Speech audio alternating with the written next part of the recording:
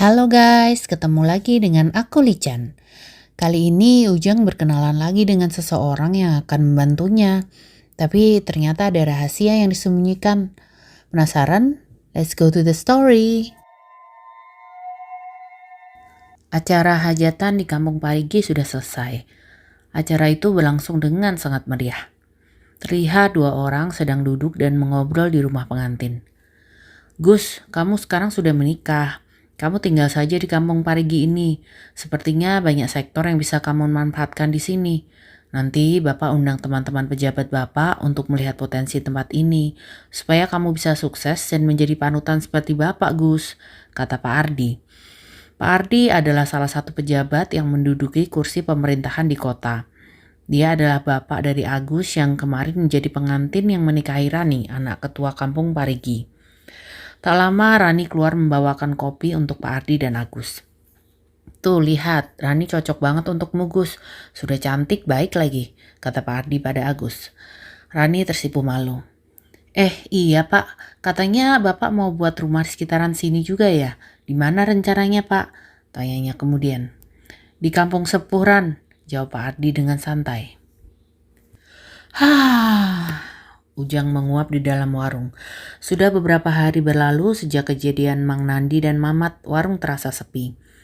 Ujang masih memikirkan cerita Mang Nandi tentang dirinya yang berubah jadi menyeramkan. Mang Nandi juga menyebutkan nama Sima. Mungkin itu adalah nama makhluk yang masuk ke dirinya. Sima, Sima, Sima, pikir Ujang. Ada apa kamu manggil-manggil saya? Ujang kaget. Suara itu kembali terdengar di batinnya. Terdengar sesuatu mendekat dari arah rumah. Kemudian, Ujang melihat sesosok harimau putih yang sangat besar datang dengan tatapan tajam. Namun, secara tiba-tiba, harimau itu berubah perlahan menjadi sosok kakek tua berjubah hitam dengan membawa tongkat. Kemudian, ia duduk bersila di kursi depan warung sambil melihat sekeliling. Kemudian tiba-tiba menggebrak kursi itu hingga membuat Ujang kaget lagi. Aku sudah sering bilang sama si Ahmad, kamu harus belajar ilmu.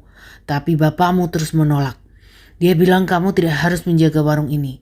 Kalau sudah begini siapa yang repot? Sebetulnya aku tidak peduli kamu atau warga kampung mati. Tapi ibumu selalu khawatir padamu. Dan itu adalah perintah bagiku. Sekarang hubunganku dengan Gunung Sepuh sudah tidak seperti dulu. Tapi aku akan kasih tahu kamu kenapa bapakmu tidak mau mengajarkan kamu ilmu sampai dia meninggal, kata Sima. Kembali ke 2 tahun sebelumnya di mana warung dijaga oleh Bapak ketika malam hari.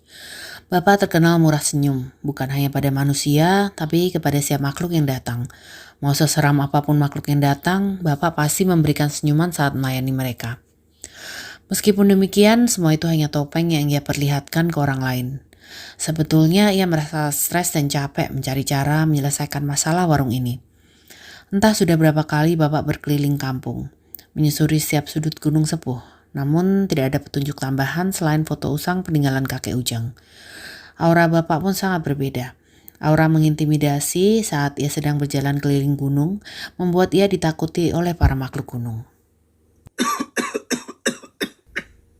Karena umur yang tidak lagi muda dan terkena angin malam setiap harinya, kesehatan Bapak mulai menurun. Aki Karma dan warga kampung sudah menyuruh Bapak berobat ke kota. Tapi ia menolak karena tidak mau ibu berjaga sendiri saat malam. Ahmad, terdengar suara Sima yang berwujud kakek tua dari arah depan warung. Auranya juga sangat kuat. Tidak ada makhluk lain berani ke warung saat Sima muncul di sana. Namun ia tetap menaruh hormat pada suami dari seseorang yang ia jaga. Suruh pulang si Ujang. Sudah waktunya kamu mengajarkan anak itu semua yang kamu terima dari bapakmu, kata Sima lagi. Bapak hanya merokok di depan warung. Meskipun batuk, ia adalah perokok berat. Bahkan ibu tidak bisa membuatnya berhenti. Dia sengaja aku sekolahkan Sima demi mengejar cita-citanya. Keilmuan ini tidak akan kuturunkan padanya, jawab Bapak sambil menghisap rokoknya. Di dalam hati Sima, ia sebenarnya khawatir dengan Bapak, mengingat kesehatan Bapak semakin turun setiap harinya. Tapi Ahmad, kalau kamu mati, siapa yang menjaga warung ini? Aku hanya bisa membantu istrimu karena itu tugasku. Tapi warga kampung siapa yang jaga? Tanya Sima. Aku sudah lelah diberi tanggung jawab turun-temurun ini sih, Ma. Aku sudah mencari semua yang berhubungan dengan perjanjian leluhurku, tapi tidak ada hasilnya. Aku tidak mau si Ujang jadi sepertiku dan leluhurnya yang menjadi babu para makhluk itu, kata bapak berapi-api. Aku iri melihat keluarga lain sih, Ma. Mereka bisa berkumpul dengan keluarganya, makan, dan tidur bersama dengan tenang. Tapi aku mencoba tetap tersenyum meskipun aku membencinya sekalipun. Lanjut bapak sambil mengepalkan tangan. Air mata bapak tanpa sadar menetes ke etalase dekat tempatnya berdiri. Bapak ingin bisa hidup normal layaknya warga lain di kampung sepuh. Meskipun kondisi badannya sudah sakit-sakitan, ia ingin sekali memutus perjanjian itu. Kalaupun aku mati, aku tidak mau membebani Ujang.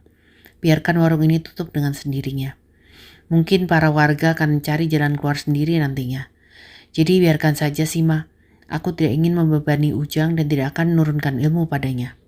Namun satu hal, jaga istriku kalau aku sudah tiada. Ujang terdiam mendengarkan Sima bercerita tentang bapak. Jadi selama ini bapak sengaja menguliahkannya di kota karena tidak mau anaknya terikat perjanjian seperti dirinya. Sepertinya sudah takdirmu di sini, Jang. Kemanapun bapakmu menyembunyikanmu, kamu pasti balik lagi ke tempat ini. Yang pasti, sekarang keputusan ada di tanganmu. Kamu sudah bertemu dengan makhluk yang dicari bapakmu. Sekarang tinggal bagaimana cara melepas perjanjian yang mengikatmu, kata Sima. Namun saat Sima sedang bercerita, tiba-tiba angin berhembus kencang, membawa paku berkarat, beling, bau tajam yang terbang ke arah warung. Sima menyuruh Ujang bersembunyi dalam warung dan mencoba menahan serangan tersebut. Namun, tiang-tiang penyangga warung patah. Warung pun runtuh dan jatuh ke tanah. Bu, punten. Tampak seseorang mengetuk rumah di pagi hari itu. Iya, sebentar. Ibu buru-buru membuka pintu rumahnya. Pak Asep, ada apa Pak pagi-pagi kemari? Tanya ibu yang melihat Pak Asep di depan rumahnya. Namun tak lama ibu mendadak kaget melihat warung di depannya sudah ambruk. Waduh, itu warung kenapa? Tanya ibu panik. Ya Bu, aku datang karena mau memberitahu perihal warung ibu, jawab Pak Asep. Mereka pun bergegas menuju warung yang tampak sudah ramai oleh warga yang mencoba memperbaiki warung. Mereka kaget menemukan Ujang yang tak sadarkan diri terkurung di dekat etalase. Aduh, Ujang tidak apa-apa. Kenapa warung sampai hancur begini? Tanya ibu sambil menghampiri. Ujang hanya terdiam melihat ibu yang sedang panik itu. Dari kejauhan tampak seseorang berjalan ke arah warung. Orang yang baru pertama Ujang lihat. Ada apa ini bapak-bapak? Tanyanya dengan sopan. Aki Karma terburu-buru menghampiri orang itu. Ini Pak Ardi, warung ini semalam ambruk, jadi warga kampung sedang gotong royong membantu. Tambah Aki Karma sangat menghormati orang tersebut. Ternyata orang itu adalah Pak Ardi, seseorang yang baru saja mengadakan hajatan besar di kampung Parigi. Dan katanya 2 hari lalu, ia membeli rumah bekas keluarga Wawan, meskipun masih harus direnovasi supaya lebih layak ditinggali. Pak Ardi kemudian berjalan ke arah Ujang. Kamu tidak usah khawatir, siapkan saja daftar perlengkapan yang dibutuhkan untuk merenovasi warung ini. Masalah biaya semua aku yang tanggung, katanya. Ujang dan ibu yang berada di dekatnya kaget mendengar Pak Ardi yang mau membiayai renovasi warungnya. Aduh bapak, hatur nuhun pisan, kata ibu sambil menjabat tangan Pak Ardi. Tidak usah dipikirkan Bu, sudah selayaknya pejabat publik melakukan hal ini. Apalagi aku juga sudah menjadi warga kampung ini, jawab Pak Ardi sambil tersenyum. Kemudian Pak Ardi mendekati Ujang dan berbisik. Pokoknya sebelum malam warung ini harus beres Jang. Kamu tidak inginkan warga kena teror makhluk gunung? Ujang sangat kaget karena Pak Ardi tahu ia harus menjaga warung ketika malam tiba. Kemudian Pak Ardi langsung memberikan perintah kepada Aki Karma dan warga terkait renovasi warung Ujang. Ia seperti pemimpin yang sedang berkoordinasi dengan anak buahnya. Aki Karma yang biasa memimpin warga kampung saja tampak menurut padanya. Padahal Ujang dan ibunya sama sekali belum kenal Pak Ardi secara dekat. Namun ia tampak seperti orang yang baik, terlepas apakah itu hanya pencitraan atau bukan. Ujang tidak terlalu memikirkan itu. Ia hanya ingin tahu kenapa Pak Ardi sampai tahu tentang warung ini. Sudah seminggu berlalu sejak kejadian ambruknya warung. Ujang yang baru bangun siang itu mendengar suara beberapa orang yang asik mengobrol di warung. Kemudian ia membuka pintu depan dan terlihat Mang Rusdi, Mang Darman, Aki Karma, dan Pak Asep yang sedang ngobrol sambil minum kopi. Tampak seru sekali obrolan mereka. "Jang, sini Jang," panggil Aki Karma yang melihat Ujang berjalan menuju warung. "Iya, ada apa Ki?" tanya Ujang yang segera datang menghampiri. "Nah, coba tanyain sama Ujang, mungkin dia tahu," kata Aki Karma kepada 3 bapak lainnya.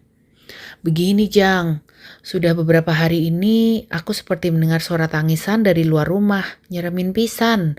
Sampai ayam-ayam di kandang juga ikutan ribut," jelas Mang Rusdi. "Iya Jang, Pak Tatang depan rumah Aki juga katanya dengar suara tangis dari luar, tapi dia terlalu takut untuk melihat keluar," saut Aki Karma. Tapi kata pelanggan di kampung Parigi juga kedengeran suara tangisan itu di sana loh," cerita Mang Darman yang bekerja sebagai pedagang keliling.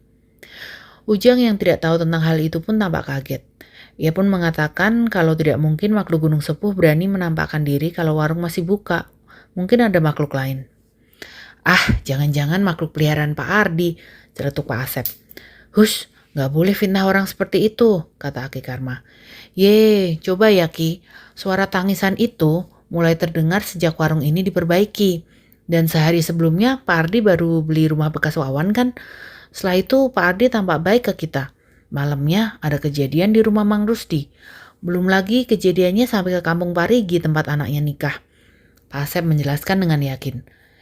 "Iya, memang benar Mang. Tapi kita tidak boleh menuduh tanpa bukti seperti itu," jawab Aki Karma lagi. "Gini aja Ki, hari ini Pak Ardi kan menginap di sini. Kita coba pantau aja. Aku mah yakin dia ada sesuatu dengan Gunung Sepuh," kata Pak Asep kemudian. Waktu terus berlalu. Tak terasa waktu sudah mulai sore. Mau tidak mau mereka harus membubarkan diri karena harus pulang sebelum malam. Setelah membereskan gelas-gelas kopi, Ujang duduk di kursi sambil menyetel lagu dari MP3 HP-nya. Malam semakin larut. Samar-samar ia mendengar langkah kaki mendekati warung. Dan tiba-tiba muncul seseorang dengan santainya berjalan di malam hari. "Jang," kata Pak Ardi sambil melambaikan tangan, kemudian duduk di depan warung. Pak Ardi," kata Ujang heran. "Pesan kopi hitam dan mie rebus pakai telur 1 ya. Saya lapar setelah perjalanan dari kota," kata Pak Ardi sambil tersenyum. Walaupun heran, Ujang segera berlari kecil ke dalam gudang untuk membuatkan pesanan Pak Ardi. "Jang, kamu pasti heran kenapa aku tahu tentang warung ini," teriak Pak Ardi dari depan. Ujang yang sedang masak mie rebus di ruang belakang hanya bisa mendengarkan ucapan Pak Ardi. "Saya selama ini sudah tahu tentang kampung ini, Gunung Sepuh, bahkan perjanjian yang mengikat warung ini Jang," lanjut Pak Ardi sambil menyalakan rokok. Setelah Ujang selesai membuatkan kopi dan mie rebus, ia segera ke depan lagi untuk memberikannya ke Pak Ardi. "Asal kamu tahu Jang, tempatmu ini sudah terkenal di mana-mana. Namun semakin berjalannya waktu, ritual yang dilakukan di tempat ini perlahan dilupakan. Tapi hal ini sudah diprediksi oleh makhluk yang ada di sini, sehingga mereka membuat perjanjian dengan leluhurmu supaya tetap bisa dilayani oleh manusia," Pak Ardi berkata sambil mematikan rokoknya dan menyantap mie rebus. Ujang sangat kaget mendengar kata-kata Pak Ardi. Mungkin Pak Asep benar kalau Pak Ardi ada hubungannya dengan Gunung Sepuh. "Berarti Pak Ardi tahu dong kalau warga tidak boleh berkegiatan di malam hari. Kok Bapak berani ke sini kalau sudah tahu resikonya?" tanya Ujang. Pak Ardi hanya tersenyum kemudian berkata, "Tidak apa-apa Jang, saya sudah biasa. Dunia politik sudah biasa dengan bantuan makhluk-makhluk itu. Saya pun dulu melakukan hal serupa. Tapi itu semua hanya masa lalu Jang. Bapakmu sudah membantuku untuk keluar dari hal-hal menyesatkan itu. Walaupun akhirnya saya kembali ke titik nol dan berjuang sendiri dengan cara yang lebih baik," jelas Pak Ardi. Bentar Pak. Jadi Pak Ardi pernah ada hubungan dengan Gunung Sepuh, tapi Bapak membantu Pak Ardi keluar dari hal itu?" Ujang berusaha memastikan. Pak Ardi pun mengangguk. "Berarti suara tangisan yang muncul di kampung bukan karena Pak Ardi memutuskan pindah ke sini kan?" tanya Ujang walaupun dengan agak takut. "Tangisan? Bukan Jang. Aku waktu itu melakukan ritual untuk kekayaan, untuk modal kampanyeku. Sekarang sih aku sudah terbebas dari ikatan itu Jang," jelas Pak Ardi.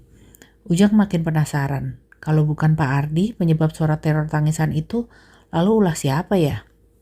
Asap rokok kembali mengepul di langit malam. Pak Ardi terdiam sambil memandang Gunung Sepuh. Ujang pun hanya bisa terdiam mendengar cerita Pak Ardi. Keputusanku pindah ke kampung ini sudah bulat, Jang. Aku ingin membantumu sebisaku sebagai ucapan terima kasih kepada bapakmu. Mungkin ini takdir, Jang. Anakku Agus tinggal di kampung sebelah. Tapi ada satu hal yang sangat salah pernah kulakukan, dan Agus pun tidak tahu itu, lanjut Pak Ardi. Pak Ardi kemudian minum kopinya, namun tiba-tiba ia terbatuk dan kopinya jatuh ke lantai. Kemudian ia muntah, tapi yang keluar adalah gumpalan darah bersamaan dengan paku dan jarum dari mulutnya. Tetesan darah membasahi tangan Pak Ardi yang berusaha menutupi mulut dengan tangannya. Ujang sangat bingung melihat apa yang terjadi di depan matanya. Jang, air Jang, kata Pak Ardi kesakitan. Ujang segera berlari ke belakang untuk mengambil air. Namun ketika ia kembali, Pak Ardi sudah tidak sadarkan diri. Ujang pun makin panik karena tidak tahu harus bagaimana. Hingga tiba-tiba terdengar suara gaduh di depan warung, tapi tidak tampak makhluk apapun. Akhirnya Ujang membaca mantra yang diajarkan Nyi Ratu lagi dan muncullah retakan di udara. Kemudian ia melihat Sima yang berwujud macan dengan penuh luka di sekujur tubuhnya. Dan di depannya ada 3 sosok banaspati besar yang terbang melayang dengan bara api yang sangat besar. Sima tiba-tiba berubah ke wujud kakek tua dengan tongkat yang ia pegang. Banyak sekali tampak bekas luka bakar di tubuhnya. Dan tiba-tiba jubah Sima terbakar hebat. Ujang yang panik mengambil ember yang sudah terisi air dengan harapan dapat memadamkan api itu. Jangan ke sini, ini bukan api yang bisa dipadamkan di duniamu, teriak Sima melarang Ujang datang mendekat walaupun kobaran api membakar dirinya. Dan akhirnya Sima tak sadarkan diri jatuh tersungkur di tanah. Ujang semakin kebingungan. Di dalam warung ada Pak Ardi yang sudah tidak sadarkan diri. Di depannya ada Sima yang situasinya lebih mengenaskan. Ujang hanya bisa pasrah karena tidak tahu apa yang harus dilakukan. Banaspati itu semakin membesar seakan mau meledak. Namun sesaat sebelum meledak, sebuah telapak kaki yang sangat besar menginjak Banaspati itu hingga menghilang. Banaspati bodoh, jangan membunuh keluarga yang melakukan perjanjian denganku, ia berteriak. Ujang melihat sesosok raksasa yang sangat besar dengan perut buncit menutupi kepalanya, sehingga Ujang tak bisa melihat rupa sosok itu. Banaspati yang dihadapi Sima dengan susah payah, dengan mudah dihilangkan oleh makhluk itu hanya dengan hentakan kakinya. Ujang Darsa, makhluk itu memanggil nama Ujang. Badan Ujang gemetar hebat dan ia sudah berpikir akan mati kali ini. Ah iya, aku lupa kamu baru melihat wujud asliku ya, kata makhluk itu sambil tertawa. Secara tiba-tiba kabut tebal turun menyelimuti kegelapan malam, kemudian hilang perlahan dan tampak sebuah sosok berjalan ke arah Ujang. Ia adalah Kala. Baru kali ini aku mengunjungi warung ini. Selama ini bapak dan kakekmu bisa menjaga diri sendiri. Tapi kamu beda, Jang. Bisa mati kamu kalau tidak aku tolong. Lihat, aku kurang baik apa coba? Kala kembali tertawa keras sampai membuat etalase warung bergetar. Laras, bisa-bisanya kamu kalah oleh bocah ini hanya karena kodam ibunya. Kala kemudian duduk di kursi depan warung. Jadi seperti ini rasanya jadi makhluk yang datang ke warung. Sayangnya aku tidak bisa datang kalau kamu tidak membawa warung ini ke alamku. Karena kakek tua itu sudah melarangnya, kata Kala sambil duduk menyilangkan kaki. Kamu hanya perlu tunduk dan patuh padaku, Jang. Aku akan melindungimu. Tidak seperti leluhurmu yang bodoh itu tidak bisa melindungi keturunannya, lanjut Kala. Jantung Ujang berdetak dengan kencang. Ia mengumpulkan keberaniannya. Aku akan cari cara supaya bebas dari perjanjian ini, kata Ujang terbata-bata. Bicara kepadaku saja kamu tidak sanggup. Pasti gara-gara makhluk ini ya keberanianmu muncul, kata Kala sambil menunjuk Sima yang terkapar tengah jalan. Tiba-tiba Kala mendekati Sima dan mengangkat kakinya seperti ingin menginjak Sima. Jangan! Ujang berteriak dan tiba-tiba tubuhnya bergerak secara tidak sadar. Suatu sinar berwarna biru muncul dari tubuh Ujang dan menjalar ke tangannya. Saat sinar itu muncul, tiba-tiba Kala terpental dan berguling beberapa kali ke belakang menabrak pepohonan. Ujang kaget dan tidak mengerti apa yang terjadi dengan tubuhnya. Sesaat setelah Kala terpental, cahaya itu pun hilang. Ujang segera berlari ke arah Sima dan mencoba mengangkat untuk membawanya ke dekat warung. Namun rasa panas dari badannya masih terasa dan membuat Ujang kesulitan. Terdengar suara dari semak-semak. Kala berdiri kembali dan berjalan ke arah Ujang sambil tersenyum.